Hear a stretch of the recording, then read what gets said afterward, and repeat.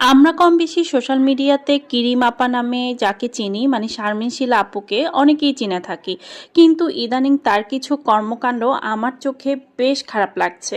Hello everyone, আসসালামু আলাইকুম। আশা করছি সবাই অনেক ভালো আছেন। আজকের ভিডিওটা শুরু করছি দুপুরবেলা থেকে। কয়েকদিন থেকে ওয়েদারটা এত বেশি সুন্দর যে সকালে ঘুম থেকে উঠলেই মনটা ভালো হয়ে যায়।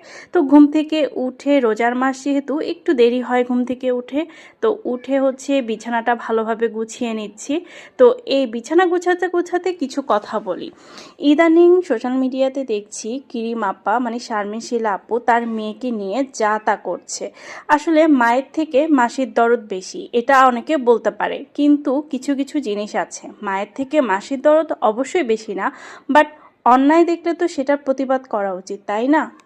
এদিকে আমি হচ্ছে আমার জামাইয়ের জন্য পেশোয়ারি বিফ রান্না করছি। পাকিস্তানি ভাইরাল পেশোয়ারি বিফ অনেকদিন থেকেই খেতে চাচ্ছিল, তাই আমি টেস্ট করার জন্য মাত্র 4 পিস গোশত নিচ্ছি, যাতে খেতে পারে। আগে টেস্ট করুক যে তার কাছে ভালো লাগবে কিনা।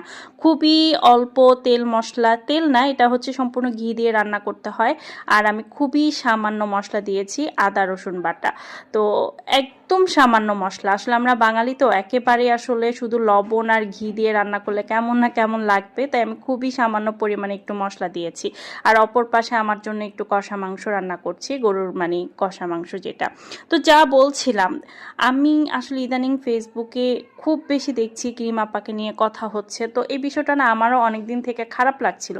এর আগেও দেখেছি সে তার ছোট বাচ্চা মেয়েটাকে, 1.5 বছরের একটা বাচ্চা মেয়ে, মেয়েটা এত কিউট মাশাল্লাহ, বাচ্চা মেয়েটাকে নিয়ে যা তা করতো, চুলের মধ্যে কালার করতো, তারপরে হচ্ছে মেকআপ করতো, এটা সেটা, তারপরে বাচ্চাটাকে মানসিকভাবে টর্চার করে ক্যামেরার সামনে এনে।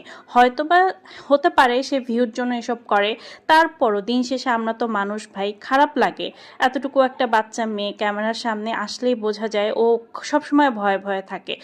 আমি কখনো কোনো কন্টেন্ট ক্রিয়েটরকে নিয়ে কথা বলতে ইচ্ছুক না, কিন্তু এই ব্যাপারটা আমাকে খুব বেশি ভাবাচ্ছিল যে এতটুকু একটা বাচ্চা মেয়ের সাথে আপুটা কেন এমন করছে। তো আমার ভিডিওটা যদি কখনো আপু দেখে থাকে, প্লিজ আমার রিকোয়েস্ট থাকবে, তুমি তোমার মেয়েটার সাথে এরকম করিও না।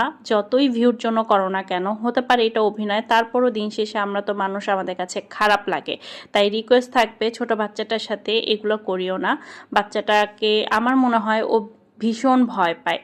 তো যাই হোক, এই যে দেখতে পাচ্ছেন আমি একটু শপিংয়ে গিয়েছিলাম, ঈদ শপিংয়ে। তো এখানে হচ্ছে আমি জুতার দোকানে ঢুকেছি আর জুতা দেখছিলাম, কিন্তু আমার কাছে না কেন জানি মনে হচ্ছে মানে আমি শেষের দিকে আসছি, তো জুতার কালেকশন একদমই কম ছিল, আমার জুতা একদমই পছন্দ হচ্ছিল না।